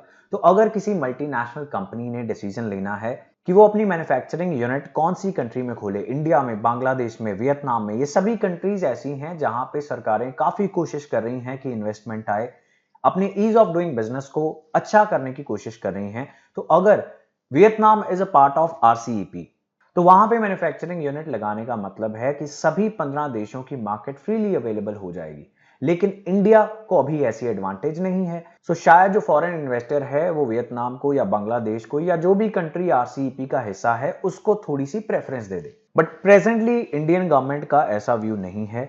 सो ये रिमार्क्स हमें दिखाते हैं कि इंडिया अभी कंसिडर ही नहीं कर रहा आरसीईपी का हिस्सा बनने। लेकिन काफी एक्सपर्ट्स इंडिया के इस फैसले का क्रिटिसिज्म कर रहे हैं। And what are their arguments? उनका कहना है कि by refusing to sign RCEP, India is now at the margins of regional and global economy. Globalized economy में supply chains होती हैं जो global होती हैं। That means अगर एक कार बनाई जा रही है तो उसका टायर शायद वियतनाम में बनेगा, उसका स्टीयरिंग जो है वो चाइना में बनेगा, उसकी बॉडी इंडिया में बनेगी और असेंबल कहीं और होके ये कार एक्सपोर्ट कर दी जाएगी। तो इंडिया अगर ऐसे एग्रीमेंट्स का पार्ट नहीं रहेगा तो इंडिया रीजनल और ग्लोबल इकोनॉमी के मार्जिन पे आ जाएगा। By not being a part of a major free trade agreement, India cannot be a part of global value chains. उनको और इंडिया के जो ईस्ट एशियन कॉम्पिटिटर्स हैं उनको एडवांटेज मिल जाएगी। जैसा कि हमने बात की कि एफडीआई कहां पे जाएगी, इन ईस्ट एशियन कॉम्पिटिटर्स के पास जाएगी। और इन एक्सपर्ट्स ने जो इंडिया के इस फैसले को क्रिटिसाइज कर रहे थे, दे हैव आल्सो हाईलाइटेड कि इंडिया का अपना इकोनॉमिक सर्वे जो गवर्नमेंट ऑफ इंडिया का डॉक्यूमेंट है उसने एक्सेप्ट किया कि इंडिया ने बेनिफिट किया है जो भी पास्ट में फ्री ट्रेड एग्रीमेंट साइन किए हैं। और इंडिया के इस डिसीजन की सिर्फ इकोनॉमिक इंप्लीकेशंस नहीं है, इसकी जियोपॉलिटिकल इंप्लीकेशंस भी हैं। डिफरेंट आरसीईपी कंट्रीज वो इंडिया के इस फैसले को रिकंसिडर करवाना चाहती हैं। They want India to be a part of RCEP. These are the smaller countries जो चाइना से मुकाबला नहीं कर सकती। चाइना बहुत पावरफुल हो रहा है and in this region almost every small country is having some sort of dispute with China. तो इंडिया एक लौती ऐसी पावर है जो काउंटर बैलेंस कर सकती है चाइना की पावर को। हालांकि इंडिया इतना पावरफुल नहीं है जितना चाइना है, बट इसके अलावा कोई पावरफुल कंट्री नहीं है जिसे इन फ्यूचर चाइना का मुकाबला करने लायक समझा जाता है।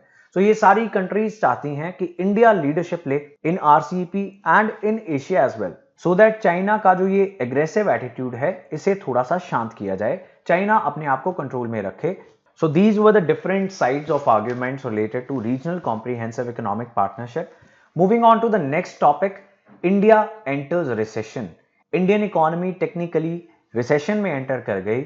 So in the second quarter of 2020-21 financial year, India की GDP 7.5% से contract हो गई।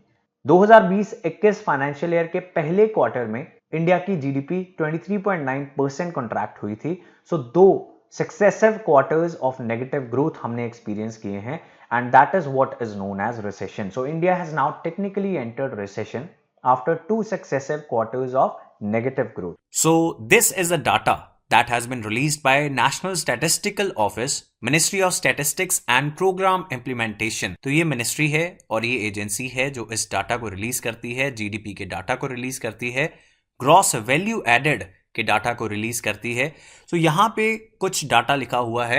We will simplify this. हम जो इंपॉर्टेंट चीजें हैं वो डिस्कस करेंगे about this quarters results, financial figures अगर आप लॉन्च पैड एजुकेशन को ऑलरेडी फॉलो कर रहे हो तो इन प्रीवियस वीडियोस जब -23.9% कॉन्ट्रैक्शन फर्स्ट क्वार्टर में हुई थी तो हमने कुछ डिस्कशन की थी उसके कारणों की। सबसे बड़ा कारण क्या था? सबसे बड़ा कारण था लॉकडाउन। जब लॉकडाउन से सभी इकोनॉमिक एक्टिविटीज एकदम रुक गई, एकदम स्टैंड स्टिल पे आ गई, तो इंडिया की इकोनॉमी ग्रो करने के बजाय कॉन्ट्रैक्ट हो गई।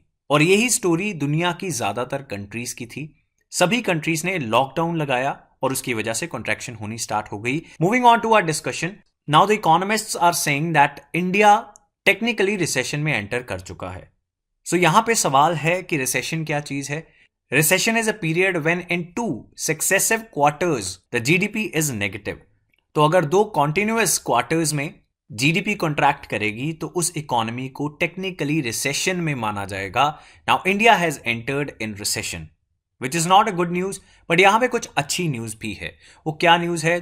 जो सेकेंड क्वार्टर का डाटा आया है in which we are saying that the GDP has contracted, वो कंट्रैक्शन उतनी नहीं है जितनी पहले एक्सपेक्ट की जा रही थी। तो दुनिया की जितनी भी बड़ी रेटिंग एजेंसीज हैं, जितने इकोनॉमिक एनालिस्ट्स हैं, उन्होंने जो प्रेडिक्शंस की थी इंडिया की इकोनॉमी के बारे में वो थी कि 10% के करीब जीडीपी कंट्रैक्ट करेगी। दैट मींस जो जीडीपी ग्रोथ होगी वो -10% हो सकती है। आरबीआई की अपनी प्रोजेक्शन वाज -8.6%, लेकिन जो एक्चुअल कंट्रैक्शन हुई है दैट इज -7.5%। तो ये हमें बताता है कि जो इकोनॉमिक रिकवरी हो रही है वो तेजी से हो रही है। जितनी हम एक्सपेक्ट कर रहे हैं उससे बेटर इकोनॉमिक रिकवरी है इंडियन इकोनॉमी में। तो होपफुली जल्दी ही जो इंडिया की जीडीपी ग्रोथ है वो पॉजिटिव हो जाएगी। अभी सेकेंड क्वार्टर का जो डाटा आया है उसको थोड़ा और स्टडी करते हैं। इस सेकेंड क्वार्टर में कौन से सेक्टर्स कितना ग्रो कर रहे हैं। इन द फर्स्ट क्वार्टर जब इंडिया की इकोनॉमी -23.9% कॉन्ट्रैक्ट की थी तो सिर्फ इकलौता जो सेक्टर पॉजिटिव ग्रोथ शो कर रहा था that was agriculture. Second quarter में भी एग्रीकल्चर की ग्रोथ पॉजिटिव है and it is 3.4%। First quarter में भी इतनी ही थी। The good news is manufacturing जो बहुत ज्यादा कॉन्ट्रैक्ट कर रही थी in the first quarter of financial year, -39.3% contraction show की थी, वो अब पॉजिटिव ग्रोथ रेट में आ गई है। और ये रिवाइवल काफी बड़ा है, इतनी एक्सपेक्टेशन इकोनॉमिस्ट को नहीं थी। इसके अलावा इलेक्ट्रिसिटी, गैस और बाकी यूटिलिटी सर्विसेज की ग्रोथ भी पॉजिटिव है। फर्स्ट क्वार्टर में ये सर्विसेज कॉन्ट्रैक्ट कर रही थी 7% और अब ये ग्रो कर रही हैं 4.4%। अगर हम 2020-21 फाइनेंशियल ईयर के सेकेंड क्वार्टर का कंपैरिजन करें लास्ट ईयर के सेकेंड क्वार्टर के साथ तो लास्ट ईयर 4.4% ग्रोथ रेट थी। Because of the lockdown and the pandemic, the second quarter of this financial year is showing contraction now. ये graph India की quarterly growth rate को show कर रहा है। GDP growth rate is given here and we are always positive. It is because of this lockdown and this global pandemic जिसकी वजह से हमने इतनी बड़ी कंट्रैक्शन देखी which has never been seen in the history of India. तो इस positive growth rate में कौन से सेक्टर्स का सबसे ज्यादा कॉन्ट्रीब्यूशन है? Manufacturing, electricity, gas, water supply, other utility services जो एसेंशियल सर्विसेज हैं। इसके अलावा एग्रीकल्चर, फॉरेस्ट्री एंड फिशिंग, ये सेक्टर्स हैं जिनकी वजह से हमारी ग्रोथ ज्यादा तेजी से रिकवर कर रही है। एंड जो सेक्टर्स अच्छा परफॉर्म नहीं कर पा रहे, these are public spending, defence, financial services, real estate and professional services. तो ये सेक्टर्स हैं जो इंडियन इकोनॉमी को स्लो डाउन कर रहे हैं। यहां पे रिवाइवल अच्छा नहीं देखने को मिल रहा। सो इट वॉज सरप्राइजिंग कि जो मैन्युफैक्चरिंग ने जितनी तेजी से रिकवरी की है वो एक्सपेक्टेड नहीं थी। So that is the reason कि इंडिया की इकोनॉमी अब दोबारा से तेजी से रिवाइव कर रही है। बट यहां पे बुरी खबर ये है कि प्राइवेट कंजम्पशन उसमें रिवाइवल नहीं हो पा रही, दैट श्रैंक बाय 11.5%। तो हमारी इकोनॉमी पे एक रीसेंट वीडियो में हमने डिस्कस किए थे कुछ इंजन्स ऑफ ग्रोथ और उनमें एक इंजन था private consumption. Private house holds जब कंज्यूम करना स्टार्ट करेंगे तो इंडियन इकोनॉमी या कोई भी इकोनॉमी वो रिवाइव तेजी से करेगी। लेकिन यहां पे प्राइवेट कंजम्पशन पिकअप नहीं कर रही, इट इज स्टिल श्रिंकिंग। तो हमारे जो चीफ इकोनॉमिक एडवाइजर हैं मिस्टर अरविंद सुब्रमण्यम, इस डाटा के बारे में उन्होंने क्या कहा? उन्होंने कहा कि हमें बहुत ज्यादा खुश भी नहीं होना चाहिए लेकिन हमें बहुत ज्यादा पेसिमिस्टिक, बुरा भी नहीं सोचना चाहिए। We should be cautiously optimistic. So there is a reason to be happy. यहां पे कुछ खुशी की भी बात है लेकिन स्टिल हमें बहुत ज्यादा खुश भी नहीं होना चाहिए। हमारे एफर्ट्स इकोनॉमी को रिवाइव करने के लिए जारी रहने चाहिए। गवर्नमेंट ऑफ इंडिया ने अभी रिसेंटली क्या एफर्ट्स लिए? गवर्नमेंट ऑफ इंडिया ने आत्मनिर्भर भारत पैकेज का 3rd फेज लॉन्च किया। In this phase, 2.65 lakh crore worth of stimulus was pushed into India's economy और इंडियन इकोनॉमी के job intensive, labour intensive sectors पे फोकस किया गया, जैसे रियल एस्टेट, ताकि जॉब्स पैदा हों और इकोनॉमिक रिवाइवल तेजी से बढ़े। जॉब्स पैदा होंगी तो प्राइवेट कंजम्पशन बढ़ेगी और एक engine of economic recovery start हो जाएगा।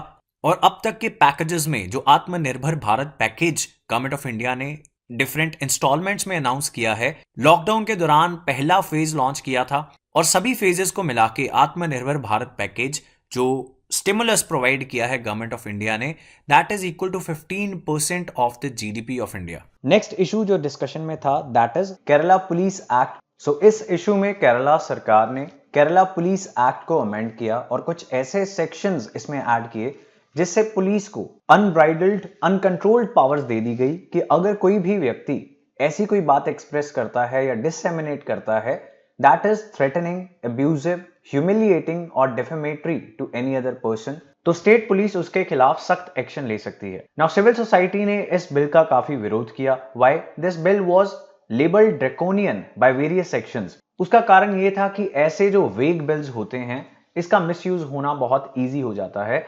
Now, what is threatening, what is abusive, what is humiliating and what is defamatory, ऐसी चीजों को कौन डिफाइन करेगा? एक्ट के अंदर इसे डिफाइन नहीं किया गया, तो अगर किसी को हरास करना हो तो पुलिस इन सेक्शंस का इस्तेमाल कर सकती है। और ऐसे सिमिलर लॉज जो आज से पहले बनाए गए थे किसी और स्टेट में या सेंट्रल गवर्नमेंट ने कोई ऐसा कानून बनाया था, सुप्रीम कोर्ट अपनी डिफरेंट जजमेंट्स में इसको अनकॉन्स्टिट्यूशनल डिक्लेयर कर चुकी है। और ऐसी जजमेंट्स में एक जो सबसे फेमस जजमेंट है that is section 66A of the information technology act, और इस केस का नाम है Shreya Singhal versus union of India. ये काफी फेमस जजमेंट है सुप्रीम कोर्ट की। इसमें इंफॉर्मेशन टेक्नोलॉजी एक्ट के सेक्शन 66A को सुप्रीम कोर्ट ने स्ट्राइक डाउन कर दिया था। And this section it criminalised sending of any message through a computer resource that was grossly offensive, menacing और caused annoyance, inconvenience, danger, insult, injury and intimidation. अब इन सभी words को कौन define करता है? क्या पुलिस ये डिसाइड करेगी कि कोई चीज ऑफेंसिव है? हो सकता है जिसने ओपिनियन एक्सप्रेस किया है थ्रू अ कंप्यूटर रिसोर्स, यानी ऑनलाइन कुछ अपने पॉइंट ऑफ व्यू को एक्सप्रेस किया है, वो ऑफेंसिव है, मेनेसिंग है, अनॉयंस कॉज करता है या नहीं, इनकन्वीनियंस क्रिएट करता है, इन सब चीजों को कौन डिफाइन करेगा? और इसीलिए सुप्रीम कोर्ट ने इसको स्ट्राइक डाउन कर दिया। The court found the offense overbroad, that is defined very widely. Similarly, Supreme Court ने केरला पुलिस एक्ट के ही एक सेक्शन 118D को भी स्ट्राइक डाउन कर दिया था। इस सेक्शन ने भी वही किया that if anyone is causing annoyance, कि अगर कोई अनाउंस क्रिएट कर रहा है थ्रू वर्बल कमेंट्स और टेलीफोन तो उसके खिलाफ एक्शन लिया जा सकता है। Now similarly, अब जो अमेंडमेंट की गई है वो है section 118A।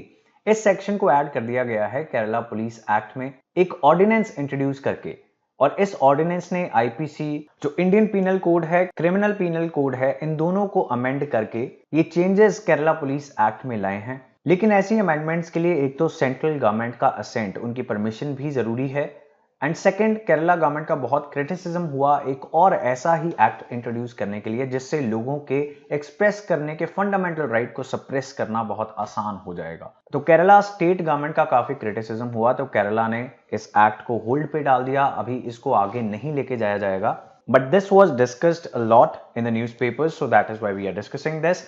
Next issue is related to air pollution, और इससे रिलेटेड काफी चीजें करंट अफेयर्स में रही, like national green tribunal, air quality index, इन सभी कंसेप्ट्स को हम समझेंगे। तो हुआ क्या, नेशनल ग्रीन ट्राइब्यूनल ने पटाखे चलाने पे एक ब्लैंकेट बैन लगा दिया in the national capital region, यानी दिल्ली और उसके आसपास के इलाकों में 9 नवंबर से 30 नवंबर तक बिल्कुल क्रैकर्स नहीं चलाए जाएंगे, ऐसा ऑर्डर दिया नेशनल ग्रीन ट्राइब्यूनल ने। साथ में ही जो शहर मॉडरेट एयर क्वालिटी वाले हैं, जहां पे पोल्यूशन बहुत ज्यादा तो नहीं है as compare to Delhi NCR, लेकिन कुछ हद तक है, तो इन शहरों के लिए सिर्फ ग्रीन क्रैकर्स अलाउड थे और देयर वाज अ टाइमिंग्स, और सिर्फ उस टाइम में ही लोग पटाखे चला सकते थे during these festivals like Diwali, Chhath Puja, new year, Christmas eve. और नेशनल ग्रीन ट्राइब्यूनल ने अपने ऑर्डर्स में कहा कि इसके अलावा बाकी शहरों में अगर कोई अथॉरिटीज, वहां की लोकल एडमिनिस्ट्रेशन बैन या रिस्ट्रिक्शंस लगाना चाहती है तो वो लगा सकती है, और अगर वो एनजीटी के ऑर्डर से ज्यादा स्ट्रिंजेंट, ज्यादा स्ट्रिक्ट मेजर्स हैं तो उन स्ट्रिक्ट ऑर्डर्स को माना जाएगा, ना कि एनजीटी के ऑर्डर्स को। एनजीटी ने अपने ऑर्डर में एक्सप्लेन किया that they are passing this direction keeping in view the increased adverse impact of pollution specially when we are fighting a pandemic. और एनसीआर के अंदर ये बैन एब्सोल्यूट था, बिल्कुल भी पटाखे चलाना या बेचना अलाउड नहीं था। और इस ऑर्डर में एक इंसेंटिव भी था, जिन शहरों की एयर क्वालिटी अच्छी थी, जहां के सिटीजन्स ने, लोकल एडमिनिस्ट्रेशंस ने अपनी एयर क्वालिटी को अच्छा रखने के लिए स्टेप्स लिए थे, वो सेलिब्रेट कर सकते थे। Now this was a current affair, ये न्यूज में था। हम कोशिश करेंगे समझने की कुछ कंसेप्ट्स को, like air quality index. What is air quality index? अब ये order it was based on the air quality index of different cities in India. So national air quality index ये लॉन्च हुआ था 2014 में, और इसका थीम था, या कहें इसका ऑब्जेक्टिव था, one number, one colour, one description. It was for the common man to जज the air quality within his vicinity. अगर कॉमन मैन को, आम आदमी को बताया जाए कि आपके शहर में नाइट्रोजन ऑक्साइड इतनी है या कार्बन डाइऑक्साइड इतनी है या पर्टिकुलेट मैटर 2.5 कितना है, तो उसे कुछ भी समझ में नहीं आएगा। तो आम आदमी को उसकी सिंपल लैंग्वेज में समझाने के लिए एयर क्वालिटी इंडेक्स लॉन्च किया गया, जिसमें एक नंबर, एक कलर कोडिंग और एक डिस्क्रिप्शन दी जाएगी, जिससे सिंपली वो समझ पाए कि उसके शहर में एयर क्वालिटी कैसी है। और डिस्क्रिप्शन में ये भी बताया जाएगा कि उसकी हेल्थ को क्या नेगेटिव कॉन्सिक्वेंसेस झेलने पड़ सकते हैं। और देश के जो मेजर अर्बन सेंटर्स हैं उसमें एयर क्वालिटी इंडेक्स को मेजर किया जाएगा, और इससे पब्लिक अवेयरनेस बढ़ेगी। जब पब्लिक अवेयरनेस बढ़ेगी तो पब्लिक खुद भी स्टेप लेना स्टार्ट करेगी, वो एयर पोल्यूशन को कम करने के लिए कोशिश करना स्टार्ट करेगी। एंड सेकेंडली, लोकल अथॉरिटीज के ऊपर भी वो प्रेशर करेगी कि उनके शहर की हवा को साफ रखने के लिए स्टेप्स लिए जाएं। तो एयर क्वालिटी इंडेक्स को मेजर करने के लिए इन 8 पॉल्यूटेंट्स को मेजर किया जाता है।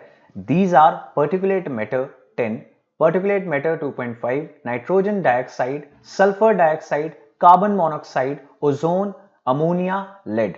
And these 8 pollutants which are measured in air quality index, they are important for the MCQ papers. अब इन 8 pollutants को measure करने के बाद air quality को 6 categories में divide किया जाता है, and these are good, satisfactory, moderately polluted, poor, very poor and severe. और दिल्ली की जो air quality है that is mostly in the severe category during winter months, जब नॉर्थ इंडिया के अंदर स्टबल बर्निंग स्टार्ट हो जाती है। Now with this we can see what is national green tribunal. NGT ने ये ऑर्डर दिया था। एनजीटी को एस्टैब्लिश किया गया था under the national green tribunal act 2010 in the year 2010, and it is a specialised body equipped with the necessary expertise to handle environmental disputes involving multi disciplinary issues. तो अगर कहें कि जो इंडिया की सबसे बड़ी एनवायरमेंटल कोर्ट है, और we can say supreme court for environmental issues, that is National Green Tribunal. NGT को बनाने का पर्पस ये था कि जो environmental issues होते हैं उनके लिए वेट नहीं किया जा सकता। अगर कहीं पे माइनिंग हो रही है and if there is a petitioner who is going to Supreme Court or High Court that mining से उसके आसपास का या उसकी स्टेट का एनवायरनमेंट खराब हो जाएगा, तो अगर ये केस काफी लंबा चलेगा, उतने टाइम में सारा एनवायरनमेंट खराब हो चुका होगा। सो एनवायरमेंटल केसेस के लिए क्विक डिस्पोजल बहुत जरूरी चीज है। So for effective and expeditious disposal of cases relating to environmental protection and conservation of forests and other natural resources. So ये सबसे जरूरी पर्पस है नेशनल ग्रीन ट्राइब्यूनल बनाने का। एंड यू कैन सी कि जैसे दिवाली आएगी तो काफी लोग पिटिशन डालेंगे कि स्टेप्स लिए जाएं, और national green tribunal quickly in cases को डिस्पोज कर पाएगा। और दिवाली से पहले एनजीटी ने ये ऑर्डर भी दे दिया। इनफैक्ट एनजीटी को ये कोशिश करने का भी काम है कि उसे 6 महीने में केसेस को डिस्पोज करना है। Now NGT it has drawn inspiration from fundamental rights, article 21 of Indian constitution that is protection of life and personal liberty. Supreme court ने अपनी डिफरेंट जजमेंट्स में आर्टिकल 21 की डेफिनेशन को काफी एक्सपैंड किया है। बहुत वाइडली सुप्रीम कोर्ट आर्टिकल 21 को रीड करता है, and protection of life and personal liberty का एक एस्पेक्ट है एक हेल्दी एनवायरनमेंट होना। तो अगर आपका एनवायरनमेंट अच्छा नहीं है, that is a breach of your fundamental right under article 21। सो इससे इंस्पिरेशन लेते हुए एनजीटी को 2010 में बनाया गया था। एनजीटी का प्रिंसिपल बेंच है नई दिल्ली में, and it is also having regional branches in Pune, Bhopal, Chennai and Kolkata. Again all these facts are important. So moving on to our next issue, Donald Trump American presidential elections हार गए, लेकिन काफी टाइम तक वो अपनी गद्दी नहीं छोड़ रहे थे। So we have made a video on this issue as well, उसका लिंक आपको डिस्क्रिप्शन में मिल जाएगा। If you have not already seen that video, You should watch this video because there are certain aspects in your syllabus जो expect करते हैं कि आप different countries के constitutional schemes के बारे में भी थोड़ा बहुत जानो. That is part of your polity and constitution. So if a president refuses to leave, तो क्या कुछ options American law के हिसाब से हैं, ये उस वीडियो में आपको पता लग जाएंगे. What is important for the UPSC syllabus, or we can say the international relations aspect, that is India-US relations after the new president Joe Biden and Vice President Kamala Harris, who is also of Indian descent, they come to power. So कुछ foreign policy experts ने कुछ अपने opinions दिए. Indian government ने Donald Trump के re-election bid को clearly support कर दिया था. हालांकि कोई भी गवर्नमेंट ऐसा करती नहीं है. It is very rare that Prime Minister of India, he did 2 rallies for Donald Trump as well to influence the voter that belong to Indian American community. Now Prime Minister Modi ने Houston में and Ahmedabad में 2 rallies में Donald Trump के साथ part लिया. Indian prime ministers American presidents के साथ ऐसे इवेंट्स में पार्ट तो लेते हैं, but they never endorse them for the next election. So क्या इसके इंडिया और अमेरिका के फ्यूचर रिलेशंस में कोई नेगेटिव इंपैक्ट हो सकता है, बिकॉज अब डोनाल्ड ट्रंप हार गए हैं and Joe Biden is the president. But the thing is that Joe Biden historically he has been a supporter of good US India relations. जब बराक हुसैन ओबामा वो president थे United States के, तो Joe Biden उनके साथ vice president थे and India के America के साथ रिलेशंस काफी अच्छे थे. अब जो बाइडेन के री इलेक्शन से इंडिया के लिए कुछ पॉजिटिव चीजें जरूर निकल के आएंगी. For example US Paris climate deal में वापस आ सकता है. पेरिस क्लाइमेट डील हुई थी 2015 में और डोनाल्ड ट्रंप की प्रेसिडेंटशिप में यूएस ने पेरिस क्लाइमेट डील को छोड़ दिया. अब इससे इंडिया का ऐसा नुकसान हुआ कि डेवलप्ड कंट्रीज ने पेरिस क्लाइमेट डील में यह कमिट किया था कि हम क्लीन एनर्जी की तरफ ट्रांजिशन करने के लिए डेवलपिंग कंट्रीज को सपोर्ट करेंगे, हम उन्हें कुछ फाइनेंसेस देंगे. रीजन बीइंग बिकॉज सबसे ज्यादा पोल्यूशन, सबसे ज्यादा ग्लोबल वार्मिंग उन कंट्रीज ने की है जहां पे इंडस्ट्रियलाइजेशन सबसे पहले आई थी and US is one of that country. बाकी कंट्रीज हैं यूरोपियन कंट्रीज. तो यूरोपियन कंट्रीज तो अब भी पेरिस क्लाइमेट डील का हिस्सा हैं. यूएस ने अपने आप को वापस निकाल लिया था when Donald Trump became the president. Now Joe Biden he has committed in his election rallies that he is going to take US back into Paris climate deal. तो इंडिया के लिए और बाकी डेवलपिंग कंट्रीज के लिए ये एक अच्छी बात है. सेकंड, अमेरिका के ईरान के साथ रिलेशंस बहुत खराब हुए जब डोनाल्ड ट्रंप प्रेसिडेंट बन गए. जब जो बाइडेन वाइस प्रेसिडेंट थे उसी टाइम पे ईरान के साथ अमेरिका ने एक डील की थी जिससे ईरान और अमेरिका के रिलेशंस अच्छे हो गए थे. तो अगर ईरान स्टेबल रहेगा, ईरान को प्रेशराइज नहीं करेगा अमेरिका जैसा डोनाल्ड ट्रंप के टाइम पर किया गया था, तो एशियन रीजन स्टेबल रहेगा and that will benefit India. Then coming to China, Joe Biden की जो चाइना पॉलिसी होगी, ऐसा एक्सपेक्ट किया जा रहा है that it is going to be less confrontational as compare to Donald Trump. Donald Trump के दौरान ईरान से, चाइना से काफी ज्यादा डिफरेंसेस रहे अमेरिका के, और अमेरिका और चाइना के बीच में एक ट्रेड वॉर भी स्टार्ट हो गया, which is not good for the global economy as well as Indian economy. तो ऐसा है कि अब जो बाइडेन प्रेसिडेंट बन जाएंगे तो चाइना के साथ थोड़ी कम लड़ाई करेंगे, इकोनॉमी पे नेगेटिव इंपैक्ट कम होगा और इंडिया का भी फायदा होगा. That is what we are expecting. Now what are the negative sides? Joe Biden ने in the past human rights के इश्यूज को, जम्मू एंड कश्मीर के इश्यूज को, सिटीजनशिप अमेंडमेंट एक्ट के इश्यूज को उठाया है और इनसे रिलेटेड इंडिया का क्रिटिसिज्म ही किया है. So that is one thing that can happen now कि अब अमेरिका के प्रेसिडेंट भी ह्यूमन राइट वायलेशन का या जम्मू एंड कश्मीर को कैसे इंडिया हैंडल करता है, या फिर laws like citizenship amendment act और we can say even the love jihad laws, इनका क्रिटिसिज्म जो बाइडेन कर सकते हैं because he projects himself as a votary of the human rights. तो जहां पे भी ह्यूमन राइट वायलेशंस होंगे वहां पे जो बाइडेन अपनी आवाज उठाएंगे. That can be a trouble for India globally. Then another advantage for India can be कि थोड़ी सी पॉलिसी में सर्टेनिटी आएगी. डोनाल्ड ट्रंप की रिजीम में काफी सरप्राइजेस होते थे. एक दिन डोनाल्ड ट्रंप इंडिया की तारीफ करते थे और नरेंद्र मोदी को अपना बहुत अच्छा दोस्त बताते थे. देन इंडिया के खिलाफ भी कभी कभी एक्शन ले लेते थे. फॉर एग्जाम्पल इंडिया का GSP status Donald Trump administration ने विड्रॉ कर लिया था. GSP it is the generalised system of preferences. Under this system Indian goods को ड्यूटी फ्री ट्रीटमेंट दिया जाता था अमेरिकन इकोनॉमी के लिए, और ये मिलना बंद हो गया था और कुछ एक्सपोर्टर्स को काफी नुकसान हुआ था इसकी वजह से. तो ऐसे डिसीजंस भी डोनाल्ड ट्रंप ले लिया करते थे. वो आगे क्या करेंगे ये दुनिया में किसी को पता नहीं होता था. He was a very uncertain person. So Joe Biden ये एक सीजन्ड पॉलिटिशियन है, वो ऐसी चीजें नहीं करेंगे. और अपने अलाइज के साथ रिश्ते खराब नहीं करेंगे, जो डोनाल्ड ट्रंप के टाइम पे अमेरिका के काफी अलाइज के साथ उनके डिफरेंसेस बढ़ गए। The next issue that was in the news was corporate houses as banks. क्या बड़े कॉर्पोरेट हाउसेज अब बैंक खोल पाएंगे? That was the discussion. RBI, Reserve Bank of India के एक इंटरनल वर्किंग ग्रुप ने ऐसी रिकमेंडेशन की कि इंडस्ट्रियल हाउसेज को बैंक्स ओन और कंट्रोल करने की परमिशन दे देनी चाहिए।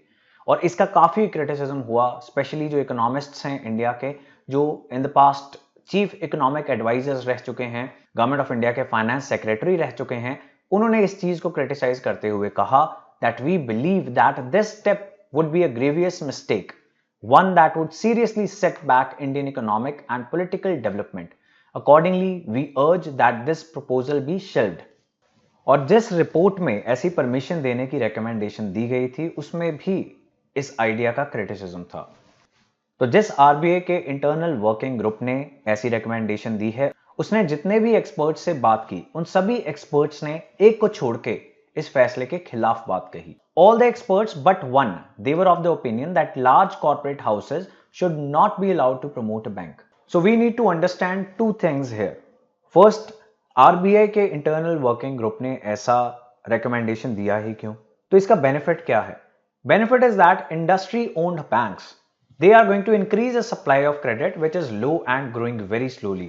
तो अभी जो इंडियन बैंक्स हैं, काफी सारे सरकारी बैंक्स और काफी सारे private banks, they are not sufficient. जितना क्रेडिट इंडियन इंडस्ट्री को, इंडियन हाउस होल्ड्स को, इंडियन इन्वेस्टर्स को चाहिए, उतना बैंक्स नहीं प्रोवाइड कर पा रही। सो जो सप्लाई ऑफ क्रेडिट है that is low and it is also growing very slowly.